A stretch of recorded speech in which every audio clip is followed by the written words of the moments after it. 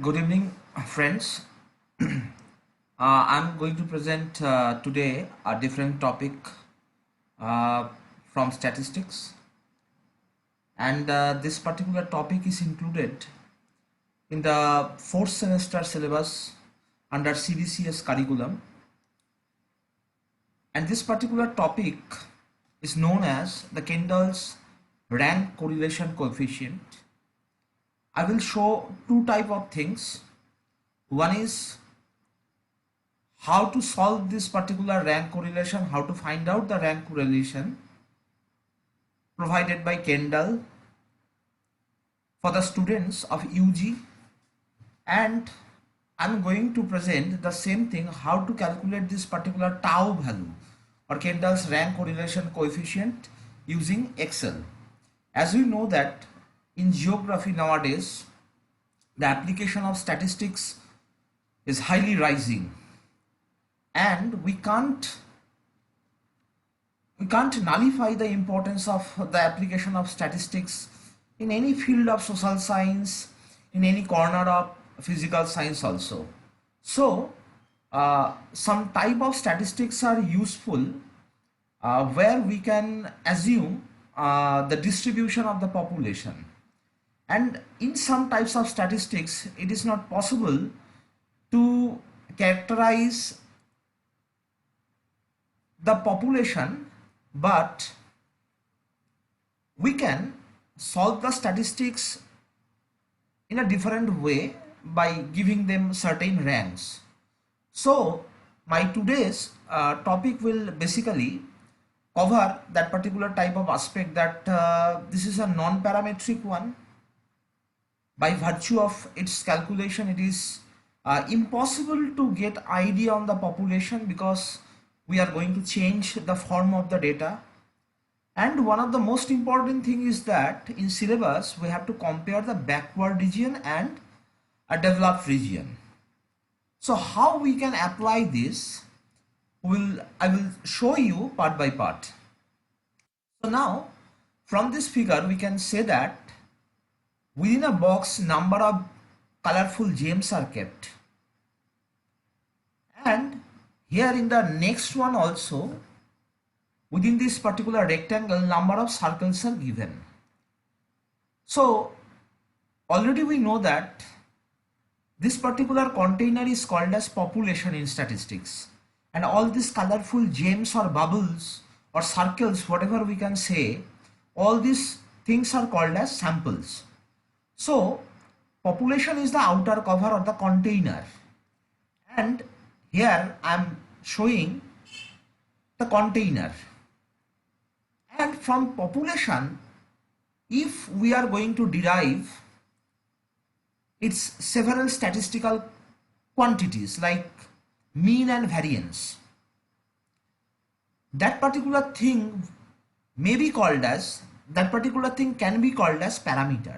So whenever we are calculating the quantities of any population to estimate the population, on that particular time we can say that we are dealing with parameters. In parameter we can identify mean, and we can identify median, we can identify variance also. So now all these particular colorful gems are called as samples. Here several size of samples are presented to show the nature of the variation of the sample that is contained within this particular population. This is very natural because in any kind of statistical analysis, variation is inevitable. It will come within the statistical analysis, or it will come within the inference by virtue of chance or by virtue of probability. So without variation we can't think about estimating statistics. So all these particular things are called as samples.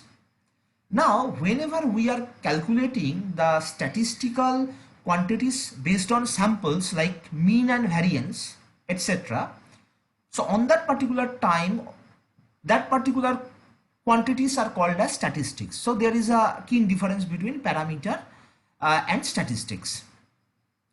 Now the thing is like that, in any kind of normal analysis, like we have already solved the Pearson's Karl Pearson correlation coefficient small r we derived in the last semester, and there we may find that we were dealing with the data set that may be of nominal data or scaled data.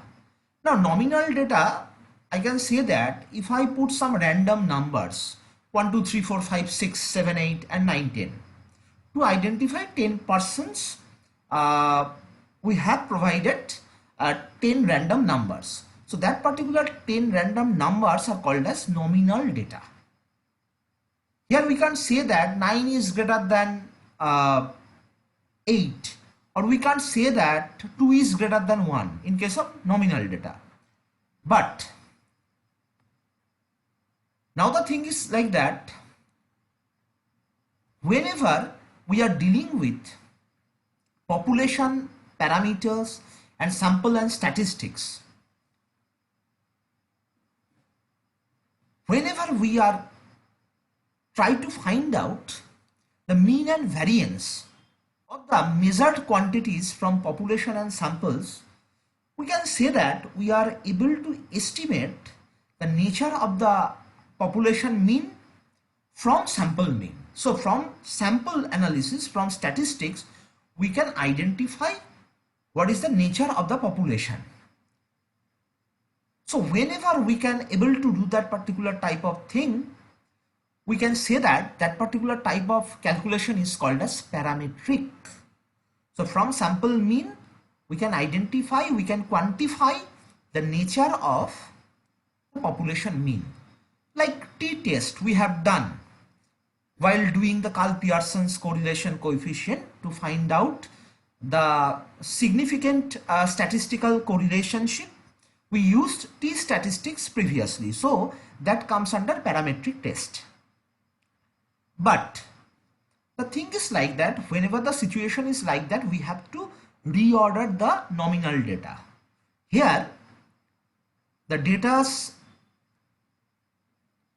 given an array, they have been arranged from top to bottom. Now the thing is like that, we have we rearranged the data in a descending way, and again there is another possibility, we can rearrange the data in ascending way also. So after collecting the samples, we are giving a array or arrangement from top to bottom. We can either arrange them in a descending way or ascending way. So whenever we are giving them a kind of orders in the change of their value, so we are shifting from nominal to ordinal data here. In case of ordinal data, it is obvious that 2 is greater than 1 or 3 is greater than 2. So from nominal, whenever we are moving towards ordinal data, it is quite significant that we are dealing with a data set that belongs from a different type of scale. Previously we are dealing with nominal scale, now we have shifted towards ordinal scale. So whenever the thing is like that, we are providing some kinds of ranks to the data, we are dealing with ordinal data. So here lies the basic difference. Now whenever we have converted the data from nominal to ordinal, so we are not dealing with the original values of the samples, because we have ranked them from large to low or from low to large. So there is a kind of certain transformation has been done. So in that way we can make the data distribution free. So whenever the thing is like that, the data becomes distribution free, we can't estimate the population mean from the sample mean, or we can't say that we have a clear idea about the distribution of the population where from all the samples had been extracted previously.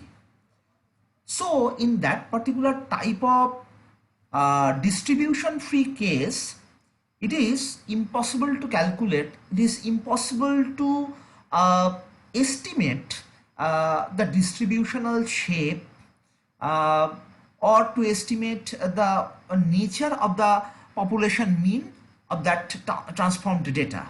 So now it becomes non-parametric.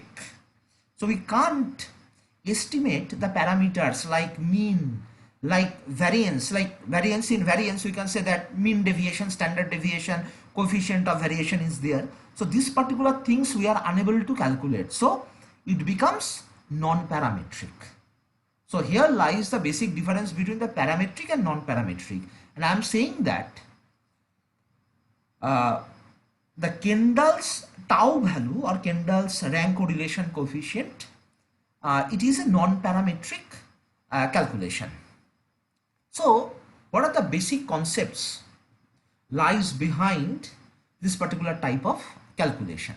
I have cited here. In 1938, Maurice Kendall, who developed this particular tau statistics, this tau derived from the Greek letter, and three types of taus are there. One is tau A, that is very much helpful to handle or to manage the data during the time of cross tabulations.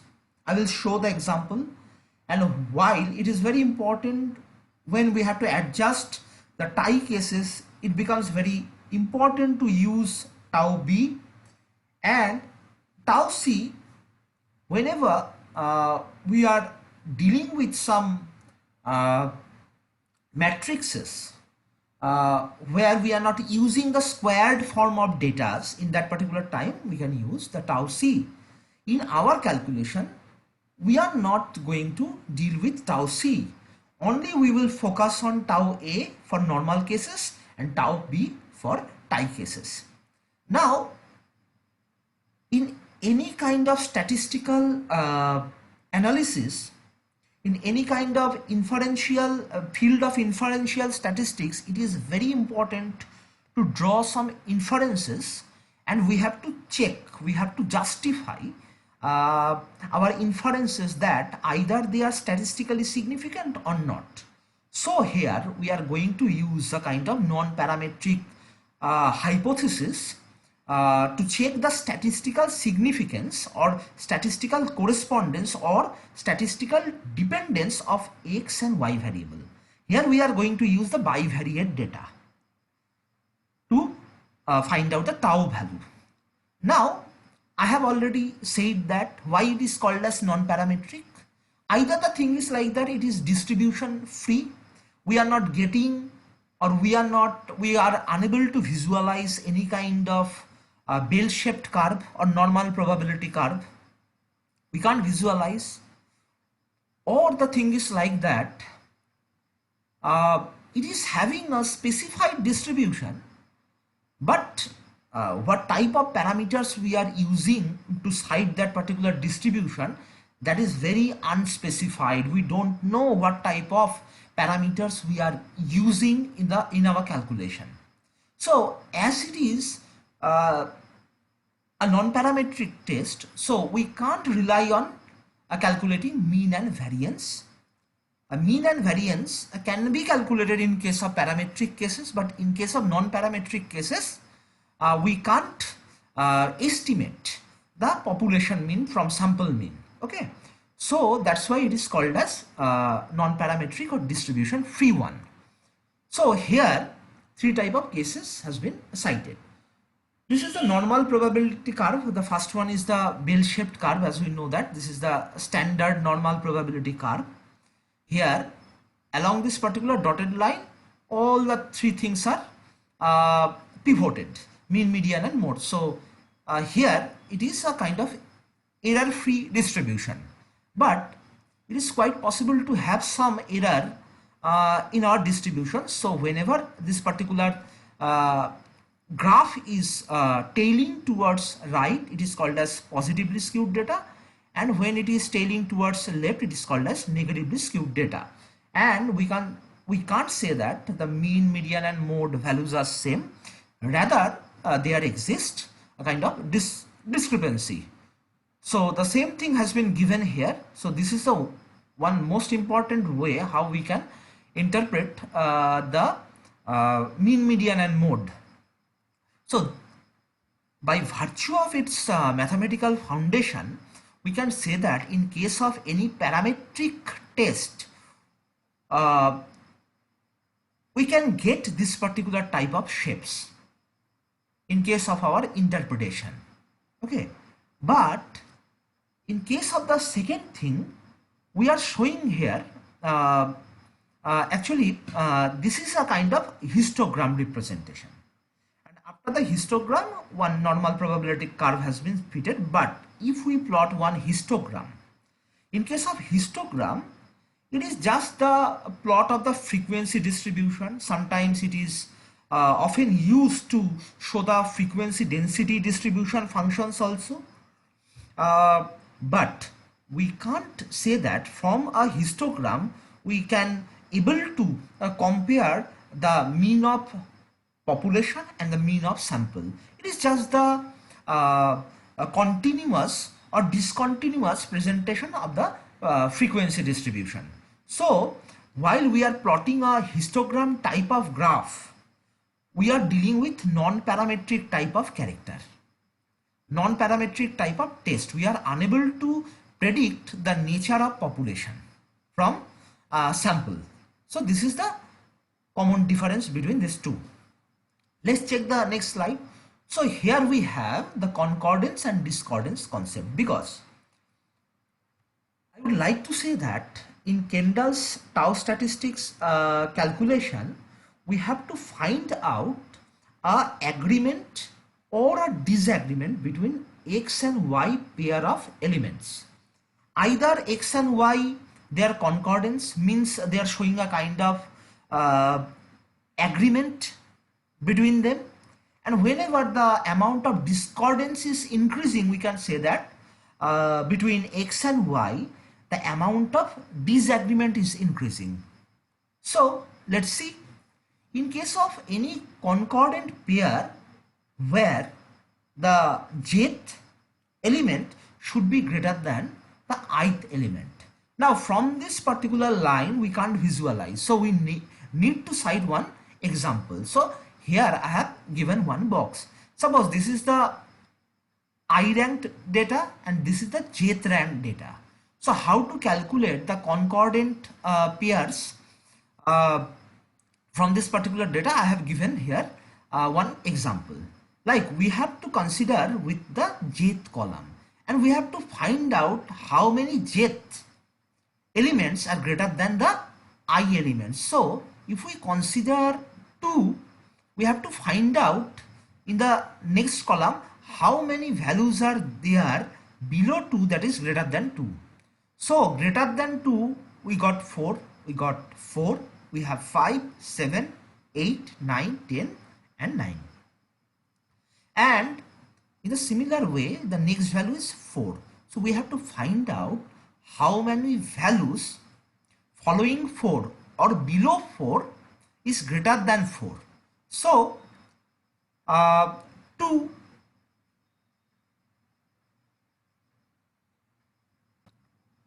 So we can say that this box is left blank and this box is left blank because 2 is less than 4, not greater than 4. 4 and 4 we can't consider. Here from the thing starts.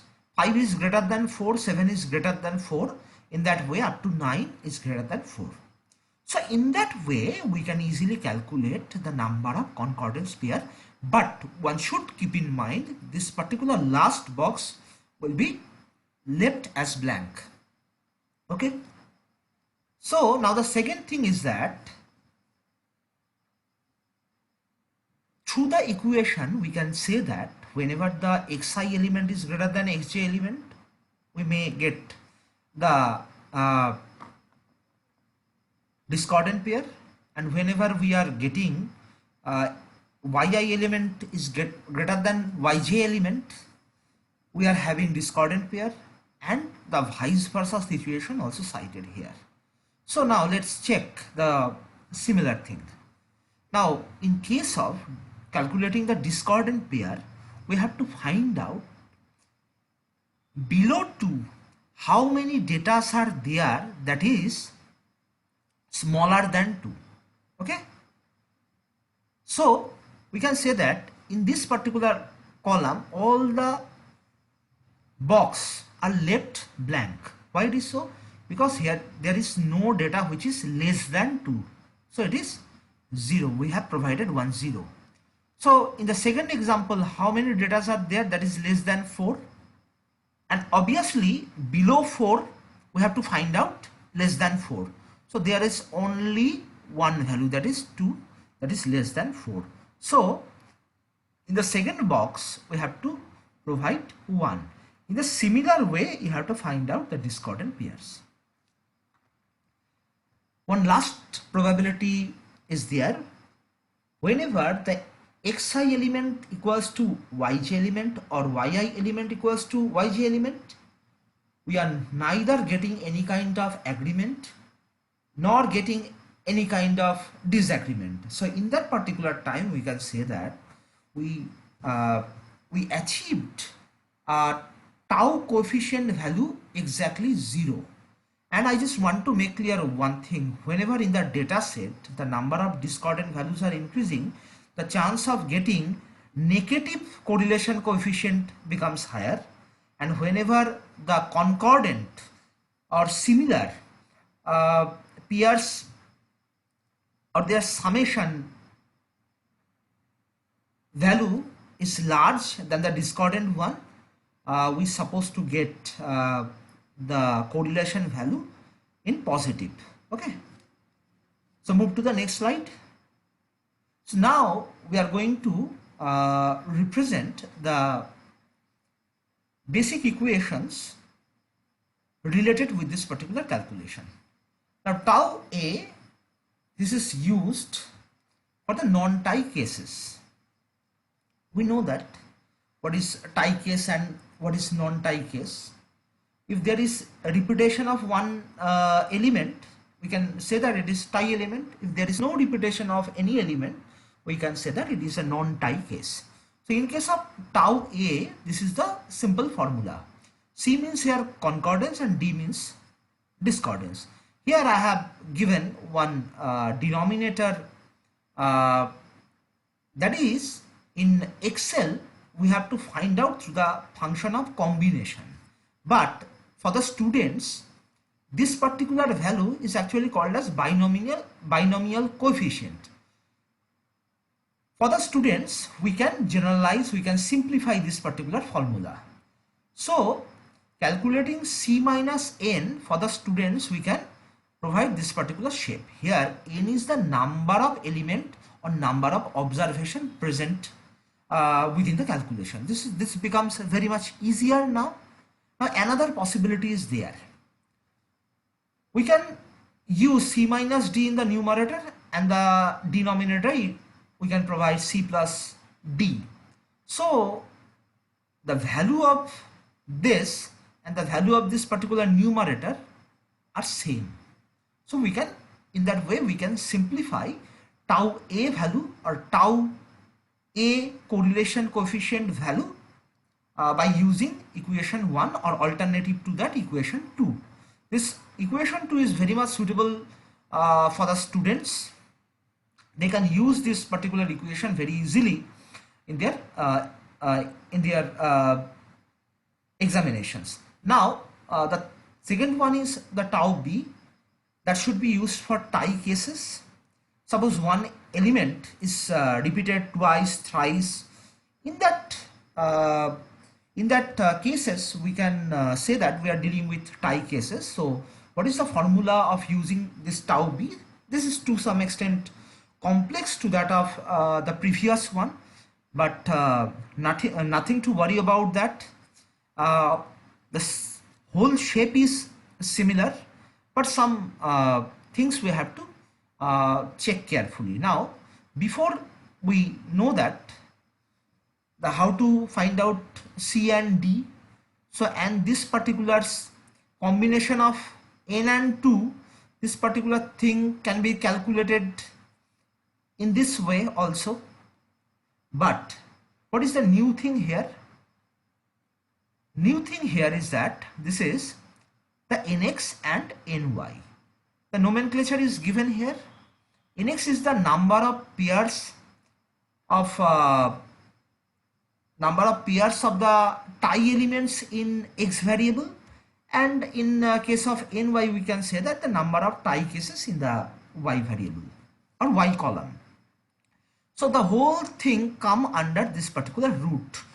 Although for some technical problem I unable to provide the root over this, so the whole denominator will come under the root. Okay. So now let's check how to derive nx and ny easily.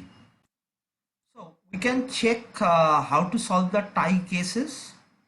I have cited here how to derive nx and ny. Now before that we need to know one thing, that is suppose in the x column, we are getting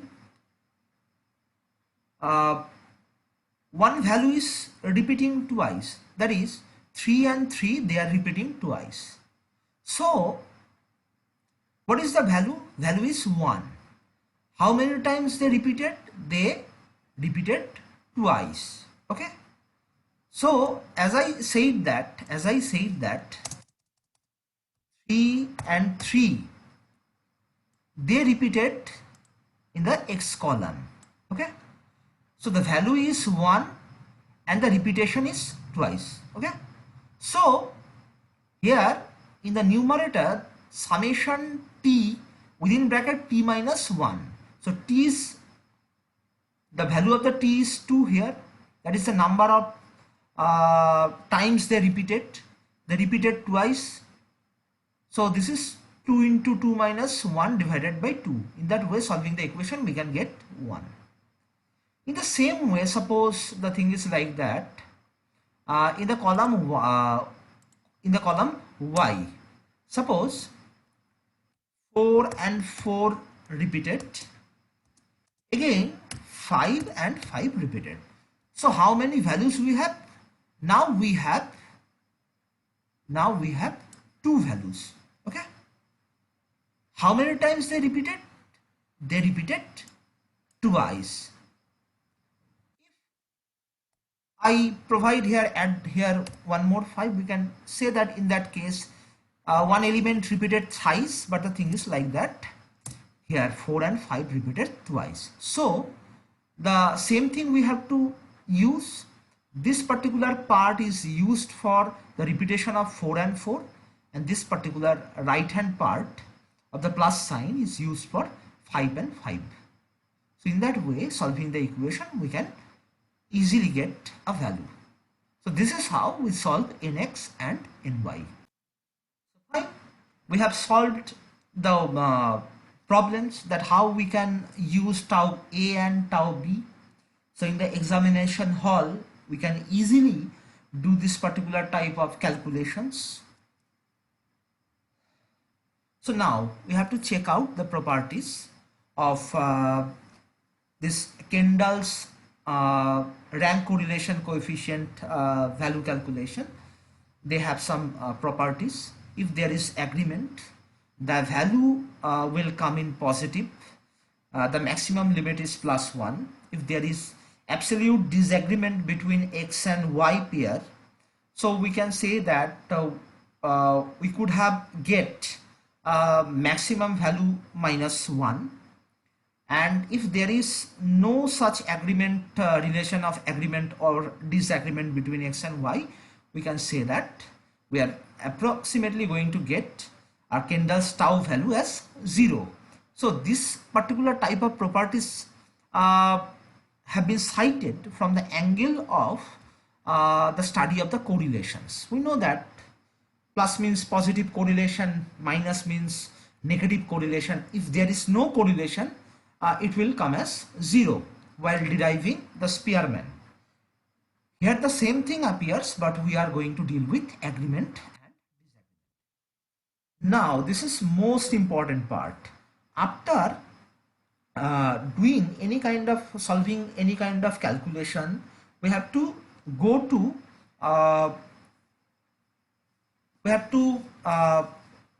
logically establish some inferences that totally depends on our calculation, how we derived the value. Our inference will be related to that. So in any kind of statistical analysis, one thing the students they have to keep in mind, that is hypothesis testing. Now hypothesis is a kind of assumptions. Before the study, we are making some assumptions on the variables. Or in statistics, we can assume that suppose the population mean, there is no difference between the population mean and sample mean. Or in other way, we can say that the difference between the population mean and sample mean is exactly 0. So in that particular type of case, in that way, we can take some tentative ways before come up with any kind of logical inferences. So hypothesis may be of two types.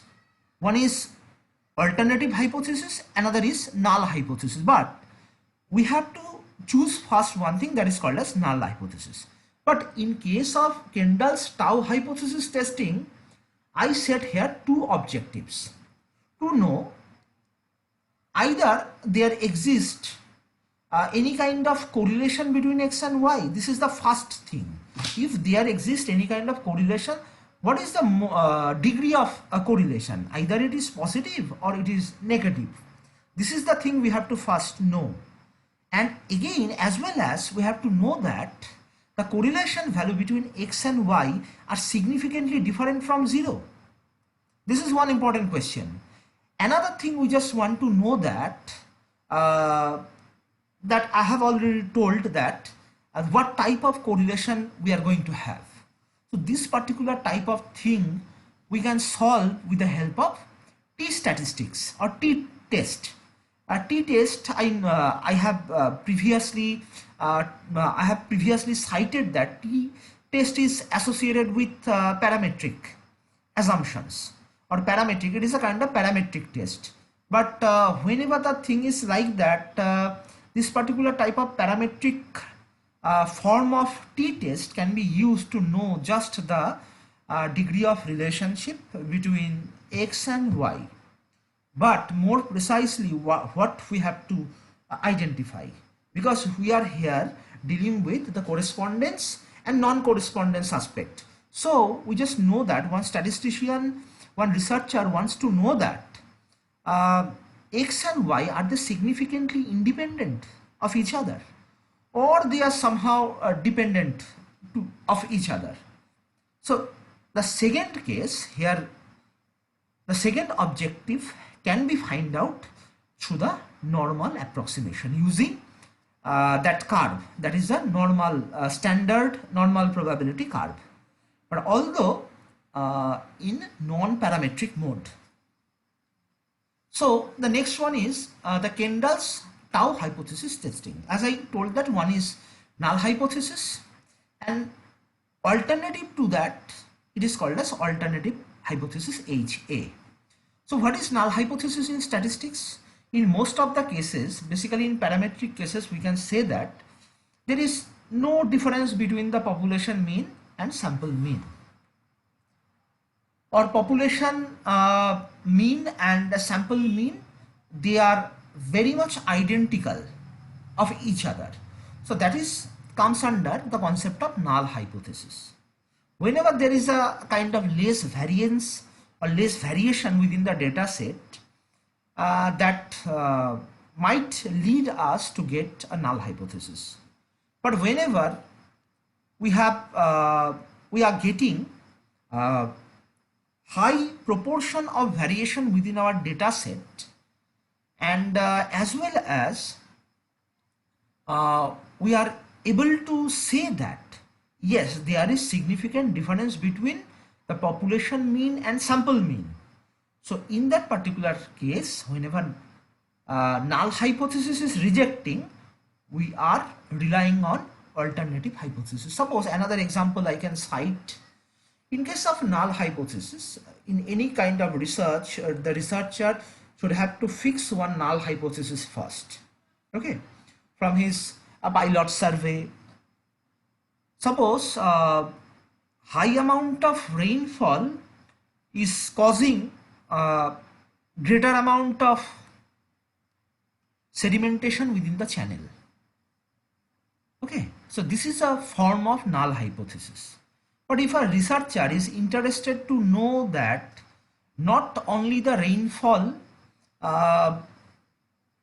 is causative factor for the high amount of sedimentation within the channel, as well as the amount of landslide or the sediment yield from the landslide scars, or the presence of vegetation cover, or the presence of gully channels on the hill slopes. All these particular parameters are also important to be considered in the study to find out that either only the rainfall is causing the aggradation of the bed or high sedimentation within the channel, or another parameters are there, or the share of another parameters are also equally important to that of the rainfall. So in that way we can design an alternative hypothesis. So in case of parametric case, suppose we are talking about the t-test, what we have done earlier. So this is the simple thing. Either there is a if there is no difference between population mean and sample mean, this is a null hypothesis. But alternative to this, the population mean and sample mean, they are identically different. They are significantly different to each other. So in that particular type, we can find out alternative hypothesis. So alternative hypothesis is obviously very much desirable for any kind of researcher in their research. But if there is no alternative hypothesis, we have to run, we have to do our inference, we have to write our inference with the help of null hypothesis also. It is also bearing a great significance in the research. In case of null hypothesis testing in non-parametric case, especially considering tau that we are dealing with. So one thing is that what should be called as null. The x and y rank, they are not independent of each other. This is one of the important thing. But if we are getting one alternative hypothesis, we can say that yeah, they are independent to each other. One researcher desired to know this particular thing, yes, that x and y, they are independent to each other. Whenever we are getting this particular type of statement, we are getting alternative hypothesis. Okay. So in our next slide, we just want to check that how, after calculating the tau value, which is very easy, how we will write our inference. It is not interpretation, rather it is better to say that how to write a decision out of the statistical analysis. Now one important thing is that the correlation can be tested with the help of T, and second possibility is that we can find out the normal approximation by using the Z distribution, that is the normal standard probability distribution, or the using the bell-shaped curve, and assuming that mean is 0 and standard deviation is 1. So whenever we are doing the correlation test through T, we are want to know three things. Minus means 100% negative association is there, perfect inversion is there. Plus 1 means 100% positive association is there, or perfect agreement between the two ranks are there. And whenever there is the value is 0, the tau value, the correlation value is 0, that means that there is absence of any kind of agreement between x and y. So these three type of comments we can easily do. So now whenever we are dealing with the correlation test with the help of T, this is our first approach. We have to know what type of correlations we may get. We may possibly get in our statistical analysis. Okay. So this is a positive correlation. The trend line is moving towards the left corner. Whenever the trend line is moving towards the corner of the right hand side, it is negative correlation. Whenever the trend line is almost flat, it is showing no correlation. Here the positive correlation value, maximum value must be +1. The maximum value of negative correlation must be -1, and the no correlation or absence of correlation equals to 0. So this is how we can find out the degree of relationship between two ranks or two data sets. This is the first step of our analysis. First, to know the correlation, either it is positive or negative. Second, we have to find out the tau value using the formula whatever I have cited, what I have provided in my previous slide. Whenever the thing is like that, the calculated tau, whatever we calculated, whenever the calculated tau is greater than the tabulated or critical tau value, we can say that we are able to reject null hypothesis. And another thing is there, we can check whenever the significance value of the t-test, it is less than 0.05. Here the thing is wrongly given here. It is not greater than 0.05, rather than it would be less than 0.05. Whenever the thing is situation is like that, we can say that the test is significant. So whatever we have to do first, we have to find out the strength of the relationship with the help of t-test. So this is the two things we have to check. Either the tabulated tau is greater than calculated tau is greater than tabulated tau, and the significance value of the p value, that is should be less than 0.05. Here it is wrongly given. It should be less than 0.05. So we are able to reject the null hypothesis. What was our null hypothesis? Null hypothesis that there is no difference between the population mean and sample mean. Whenever we are rejecting null hypothesis, we can say that yeah, there is difference between the population mean and sample mean. Now what are the inferences we can do? Correlation is significant, either it may be positive or negative, and we can say that the tau coefficient, whenever we are dealing with tau coefficient is different from 0. This is the most important inferences we can draw. But whenever the thing is like that, we are accepting null hypothesis, the reverse will come within the scenario.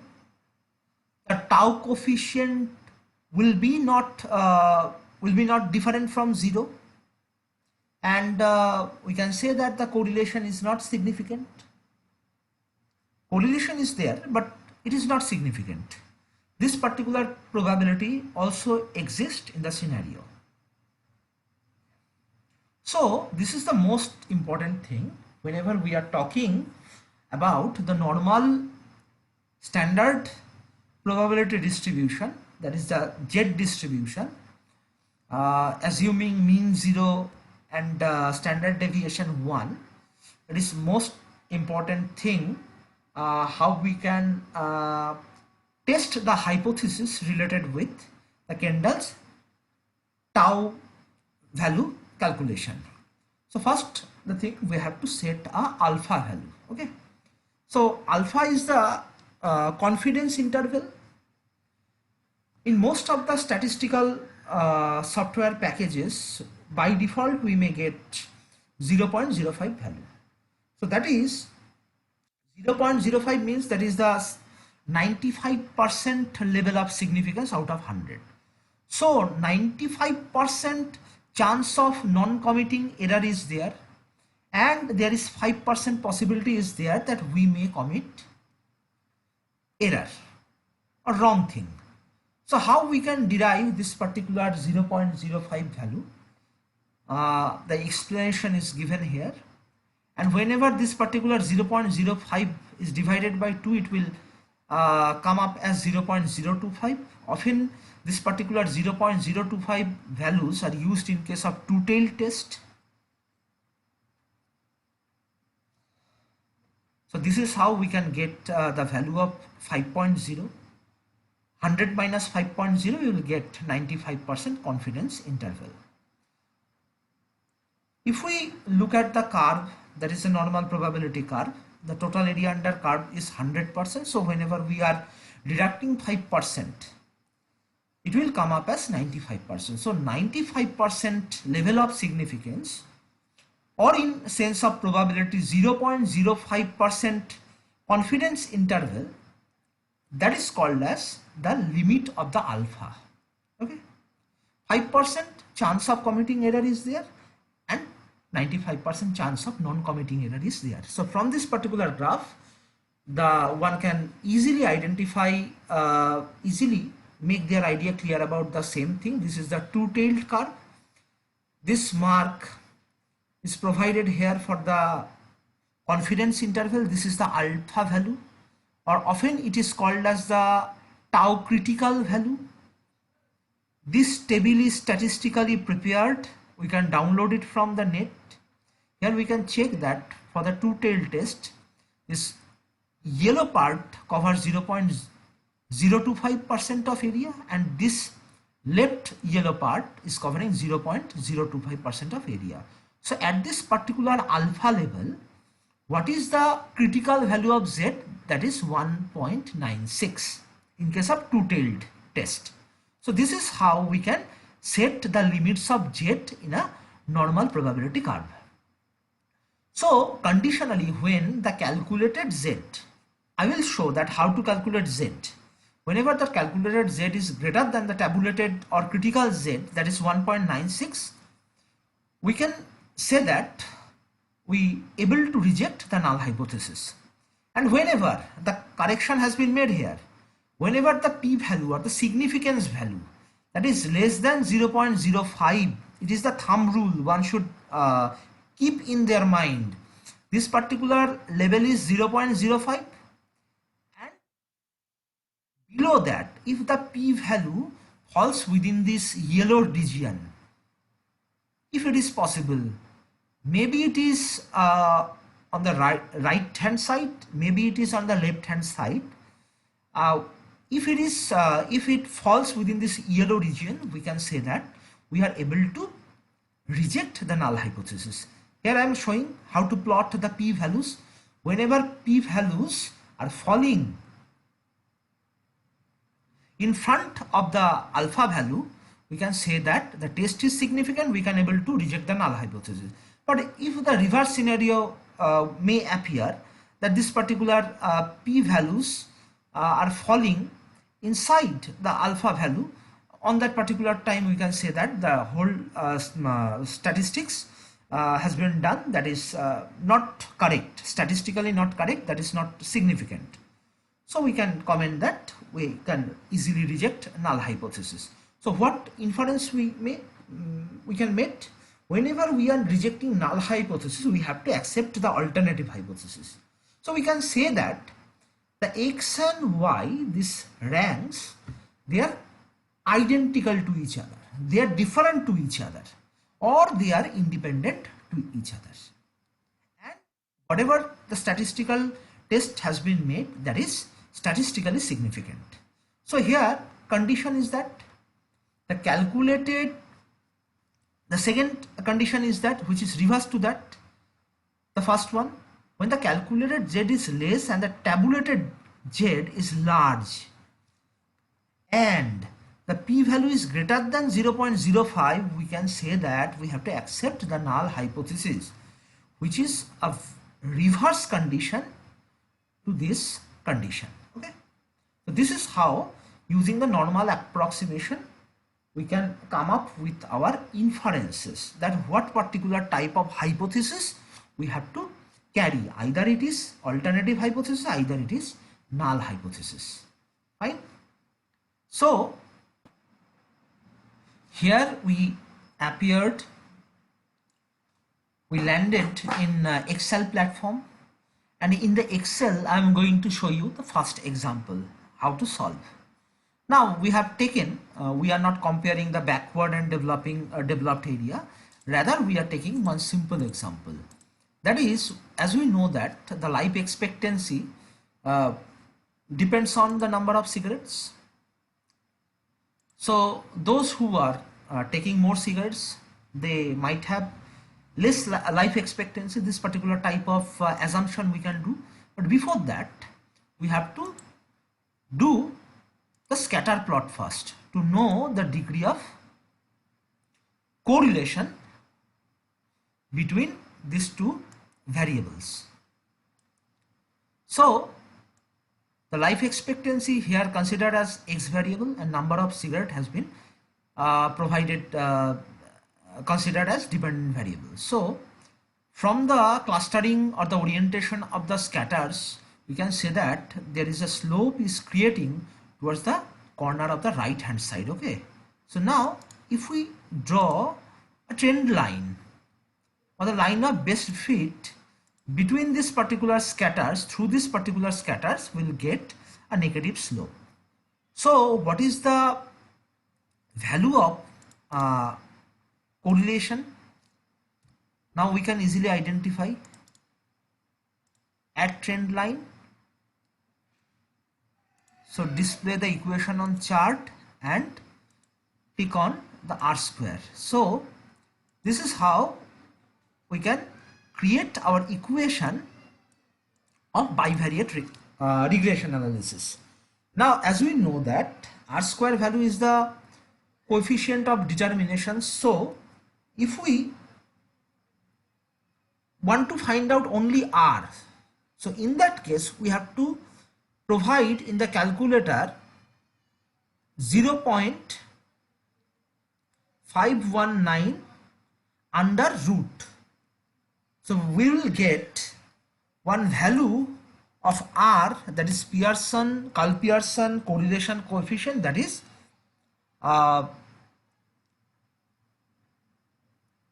minus 0.72. Okay.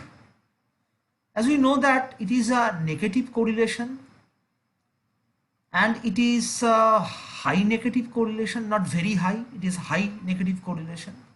So we can easily comment that if we take number of cigarettes, the life expectancy will come down.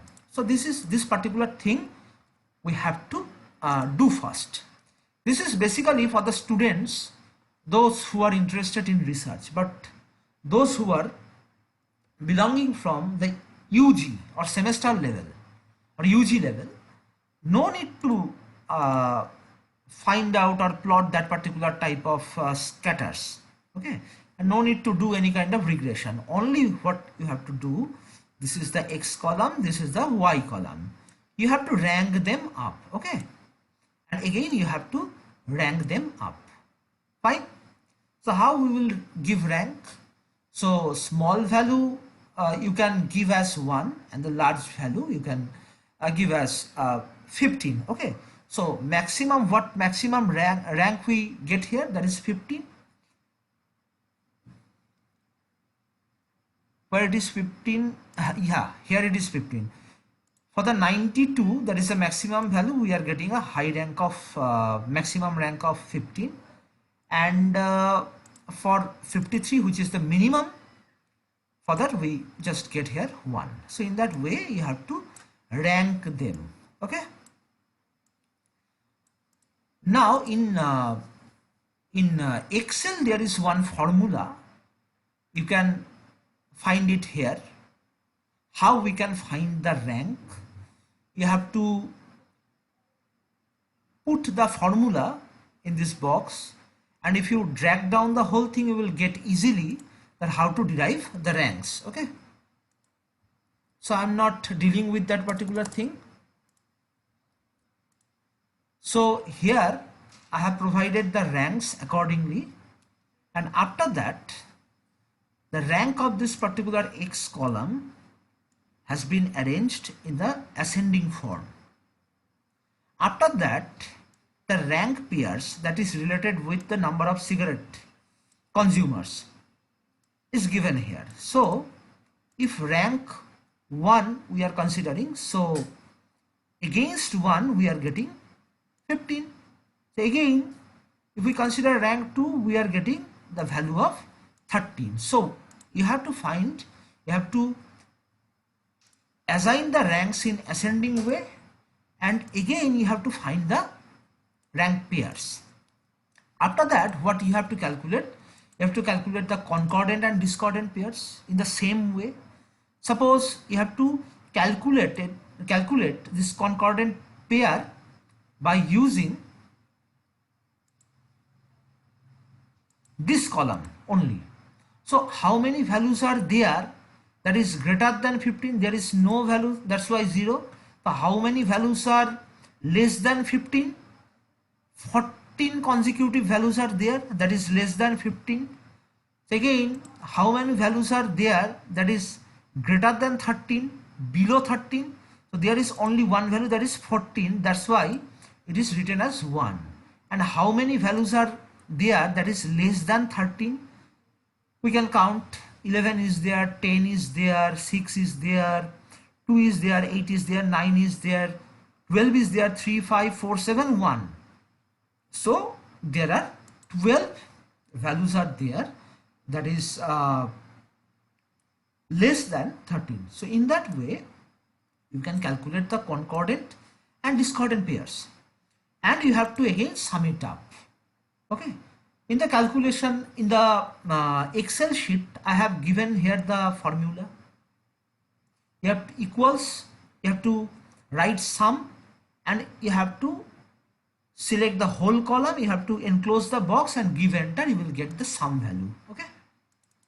So in that way you can find out the sum, or with the help of calculator in the examination hall you can find out this concordant and discordant pairs. So the thing is like that, there is no tie case. Okay, there is no tie case. So here I have to find out now two things. One is we have to calculate the tau value. So as you know that tau is C plus D divided by C plus D divided by C minus D. So C means the summation of C and D means here the summation of D. So 25 minus 80 in the sorry, I have written it wrongly.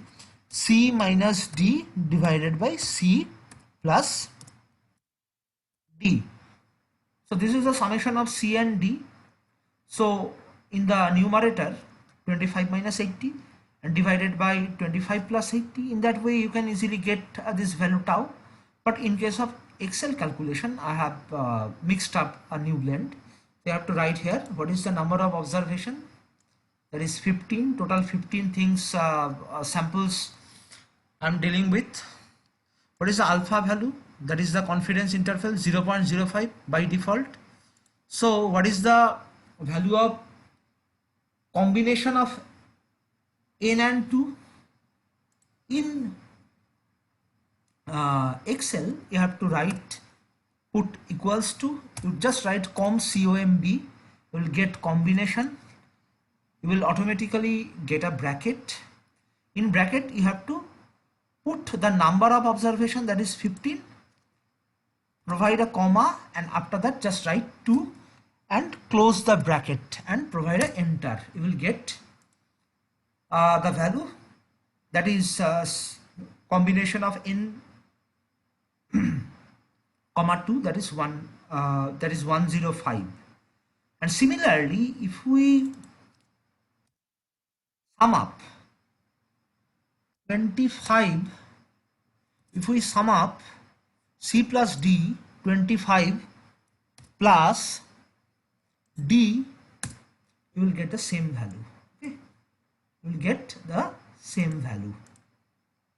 So by mathematical construction, both the things are similar. Now C and D we have derived. Now we have to find out the tau value. Now tau value we have to find out in the same way I have provided here. C minus D divided by C plus D we can find out easily for the students, but those who are dealing with Excel, there is one formula is there, and in the formula you can write equals to, provide equals to, in the numerator you know that you have to do C minus D, so just simply C minus D enclose, it will be divided by what? This value of 105. You give enter, you will easily get the value of tau in that way. Now you have to find out the value of tau critical from the tau critical table. You can easily download one tau critical value table for the two-tailed test from internet, and you will find out that the tau critical value is 0.39. In the examination hall, that particular type of chart will be supplied, I'm sure. And whenever we just want to know that either the correlation between X and Y, they are significantly different from 0, this is our previous null hypothesis, so we have to check the significance of our correlation. So either our significance can be yes or no. So how we get this particular yes? So the same thing is given here. If we look here, if you write this particular formula and underquote yes means it is significant, and it is not significant, that means no. So in that way you can easily find out that either it is yes or no. Here I get the value that it is, the result is statistically significant. Okay. Now this part, this particular part deals with the first one, that is the approximation of the hypothesis using t-statistics or t-test. Now what we have to know, we have to go for the normal approximation using the z-statistics. So in that way we have calculated the same thing in a different way.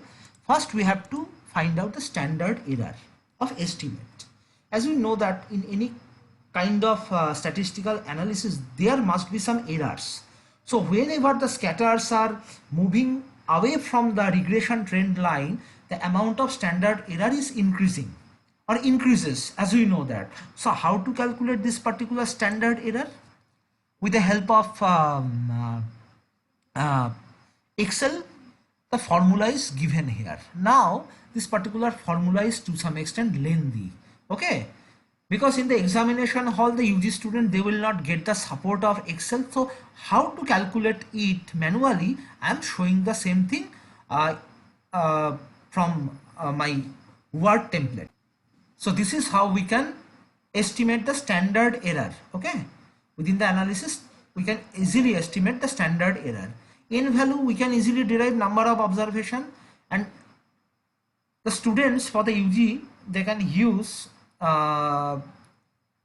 they can't use this particular combinational value of n comma 2. Instead of that they can use the value that is C plus D, that is 105 we previously calculated. So in that way they can easily estimate the standard error. And how to find out Z? It is very easy. We have to previously find out the tau value. If we divide this particular tau value with standard error, we will get the Z value. Okay. Now alpha value by default we set, that is 0.0510 is was given extra here. We are reducing. And how to find out the upper and lower limit of tau value? The same thing can be identifiable from the Excel sheet by using this formula: tau minus standard error into Z critical value, tau plus standard error into Z critical value. Z critical value, it is very easily available from the Z critical value table for two-tailed test. It is easily downloadable from internet, so no problem is there. And for the students, it should be supplied in the examination hall, the Z critical value. After calculating the tau statistics, how we can visualize this? The first general example I'm going to show here, how to plot the tau correlation, rank correlation coefficient value in the normal approximation graph. The same thing I am going to show. So this is the normal probability distribution curve or bell-shaped curve. So this is the two-tailed form. This is the left tail and this is the right tail, as we know that very easily. So we set here the alpha value or the confidence interval 0.05. This green zone covers both the alpha and p, and this green zone both covers alpha and p value.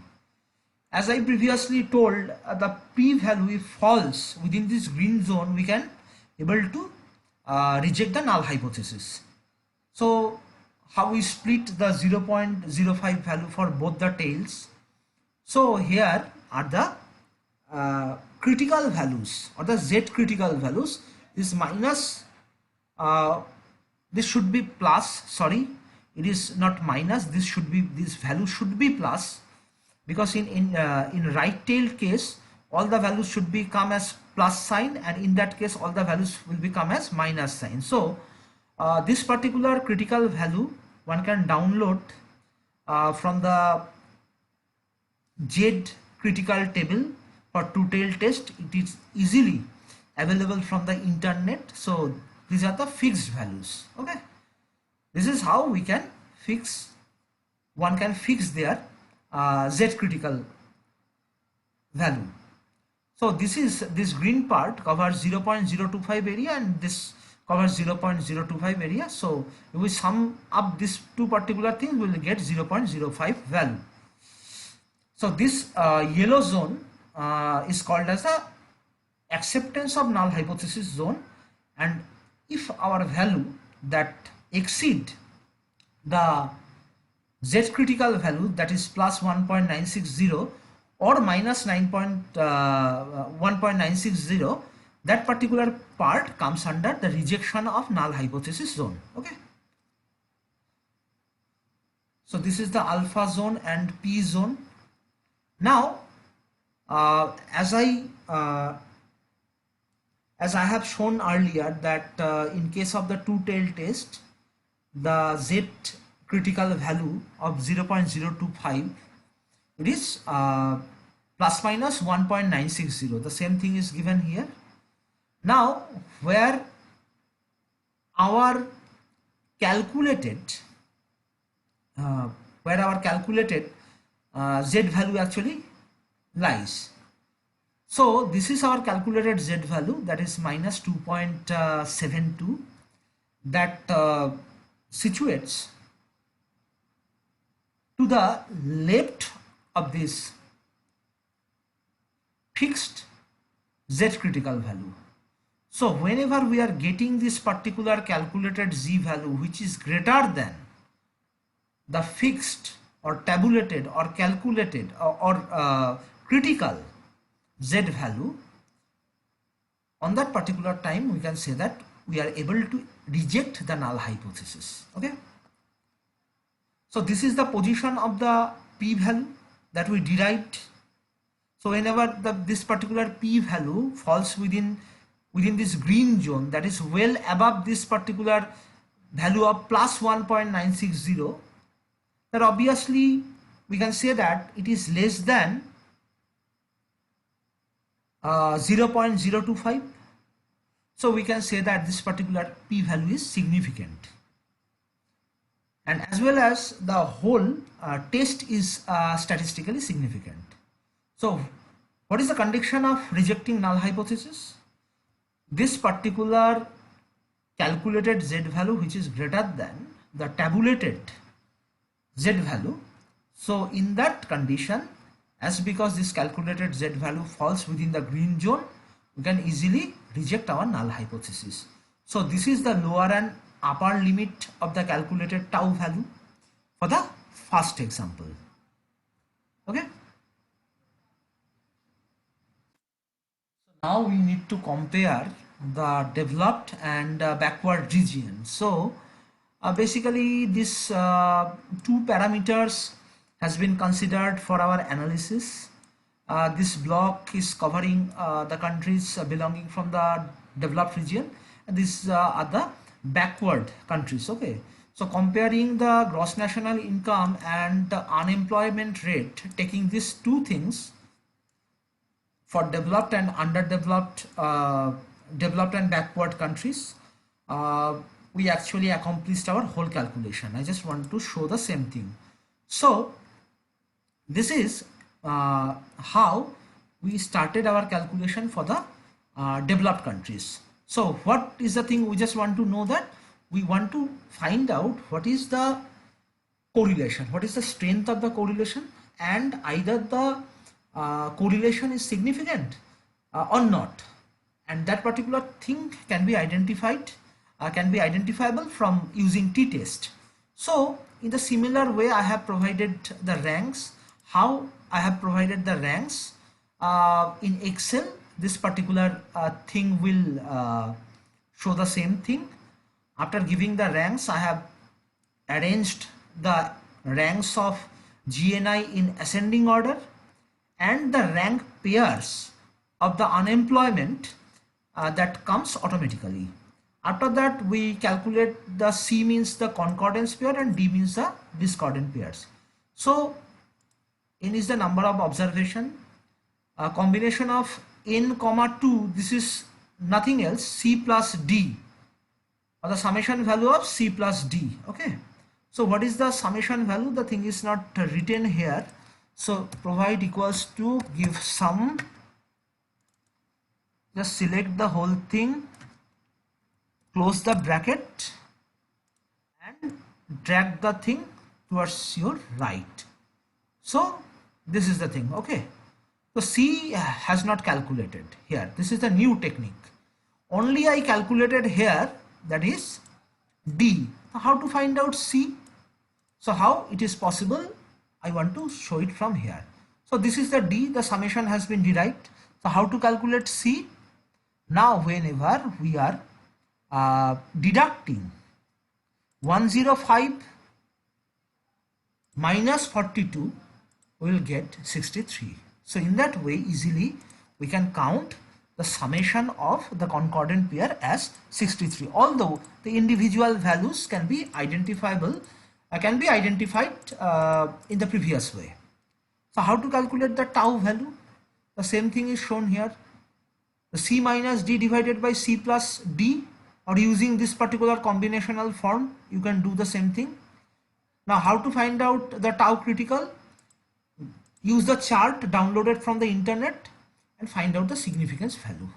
Now significance value, the formula is written here. It is not significant. So we can say that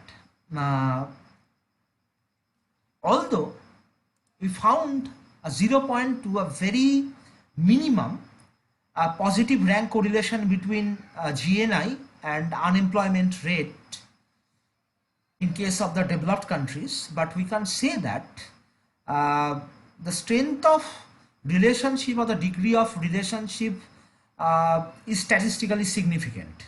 Or we can say that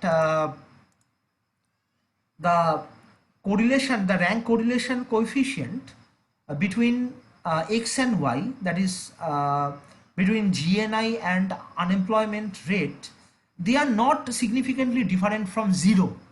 So that's why the result of the significance is 0.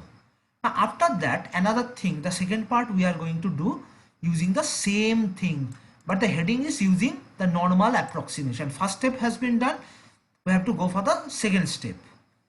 For the UG students, you can do this particular thing, but no need to find out this particular significance level.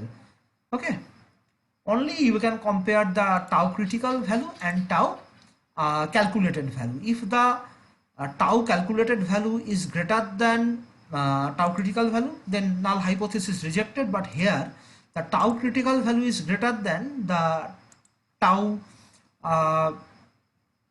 calculated value. That's why we can say that we have to accept the null hypothesis. So using the second approach, that is using normal approximation method, same thing has been done. What are the new things we have to find out? Up to this it is okay. Now we have to calculate the standard error. I have already shown you the formula how to calculate the standard error. The UG students can also find out the same thing, but the PG students, you can use this particular formula given here. Okay. After that you have to find out the Z value. This is nothing but tau divided by AC. So how to calculate Z? Suppose Z equals to tau divided by standard error. You will get the value of this. This is our calculated Z. Okay. Now what is our tabulated Z? So this is our tabulated Z.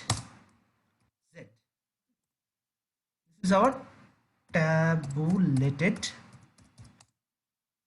Z.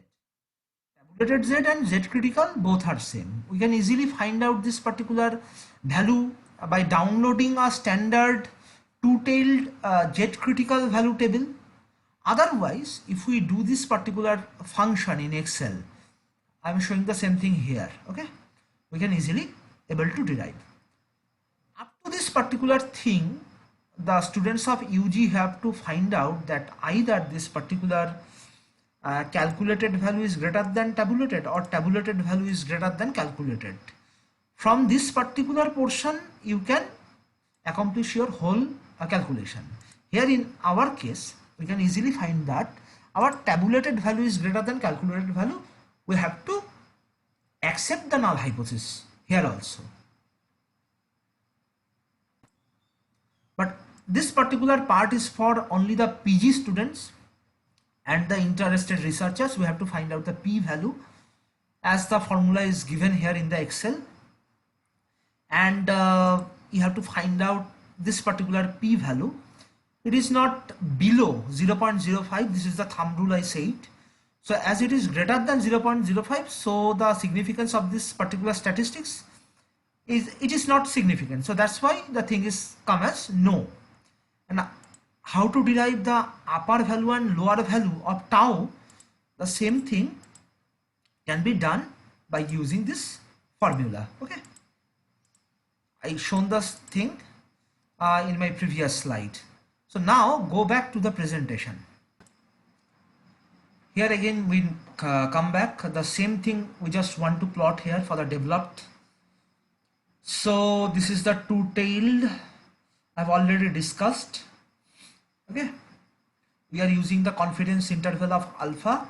The value of plus and minus 1.906 one can easily find out from the standard table of Z statistics. You can download it from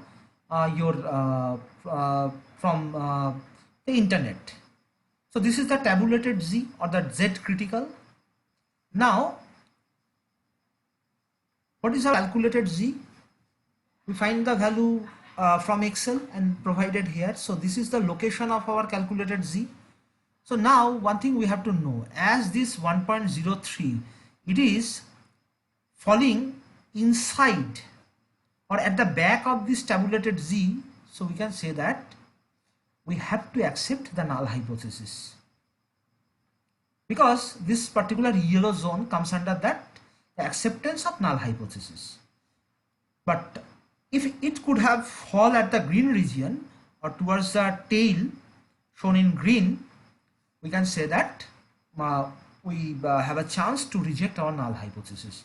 So here this is the upper and lower limit of the tau value, but the thing is like that, we have to accept the calculated Z. Okay, we have to accept the null hypothesis. So in our second value, if the same value comes in negative, how does it look like? Okay, this is the thing, tabulated Z, right tail and left tail.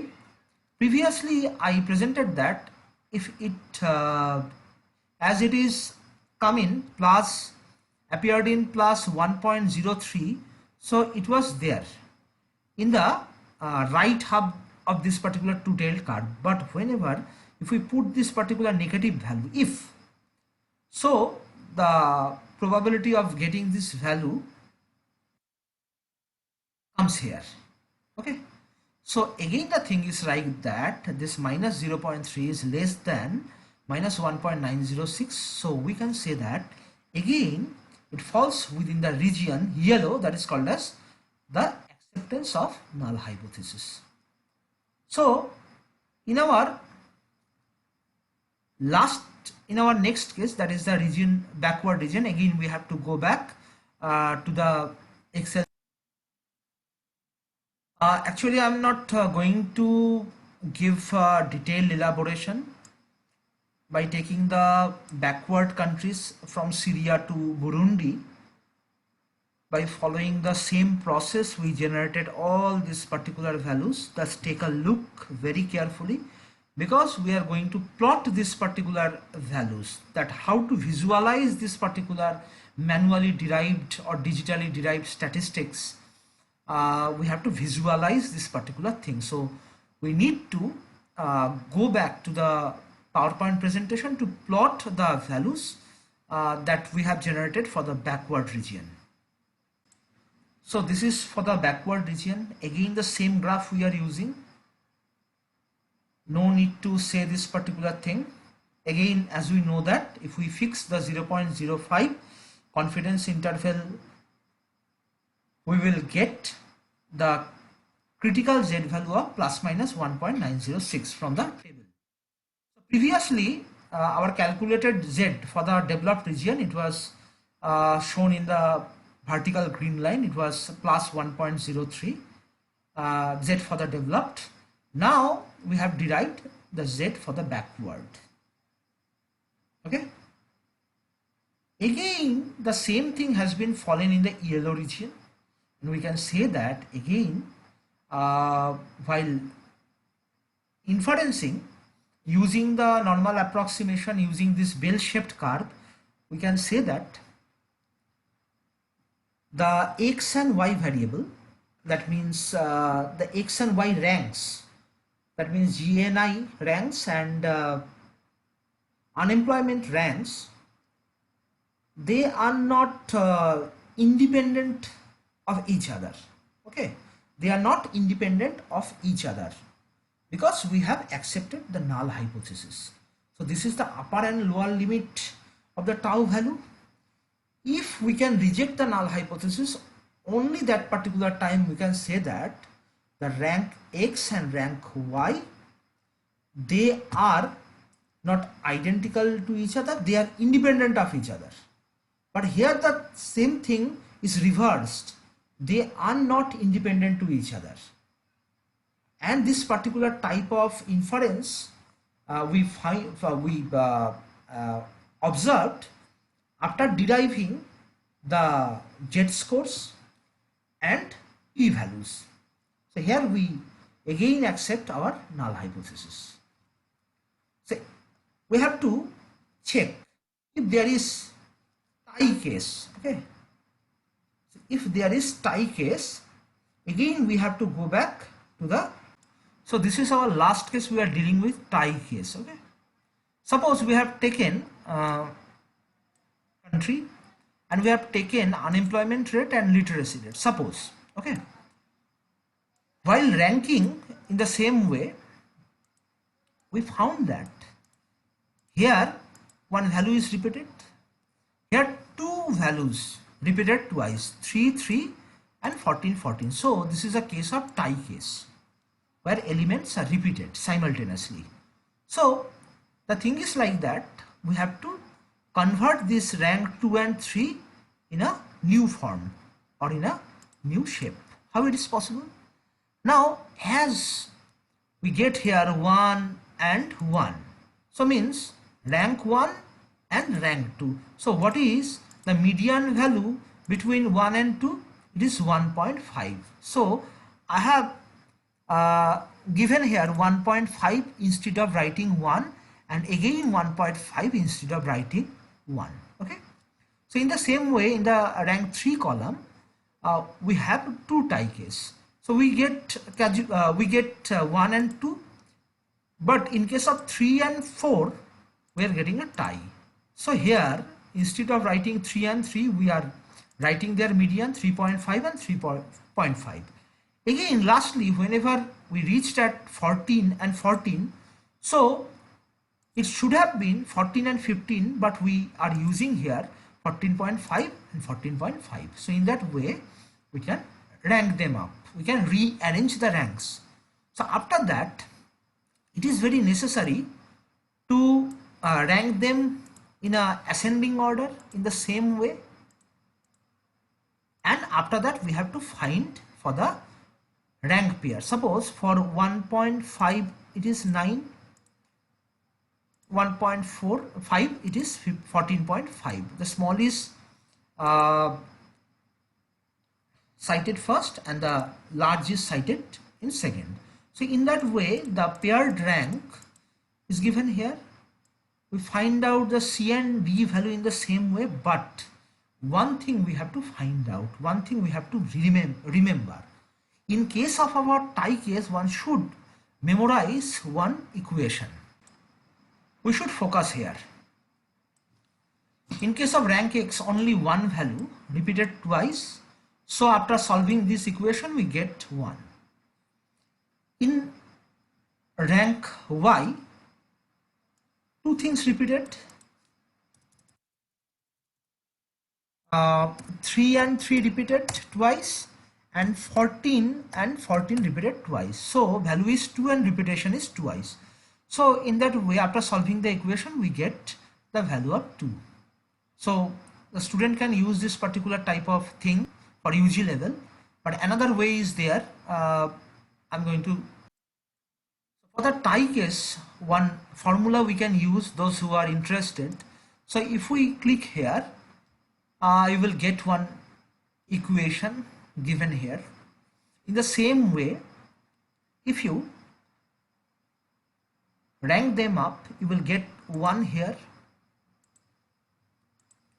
and you will get 1 here and 1 here. In another way, we can find out this particular tie. Suppose follow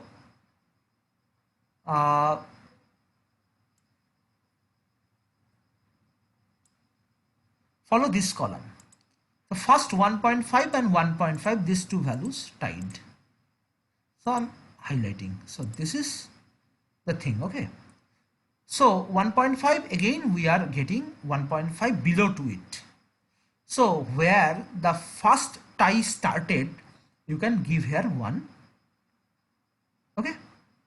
And after that, let's check the second one. Here the 3.5 and another 3.5 is below to that.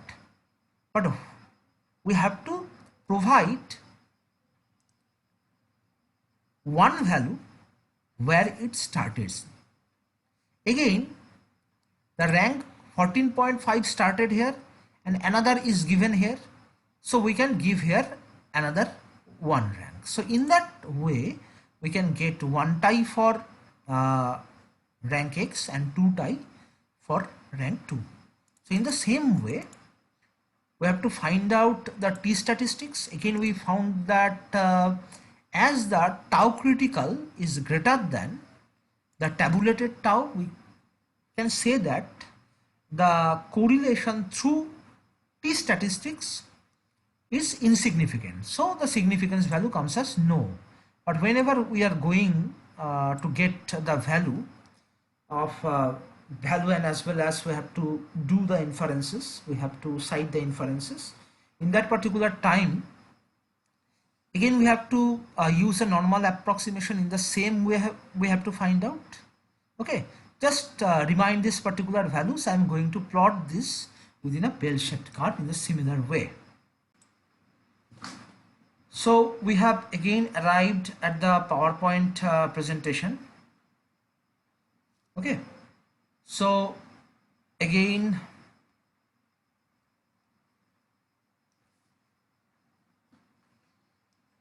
some technical problems, yeah, sorry.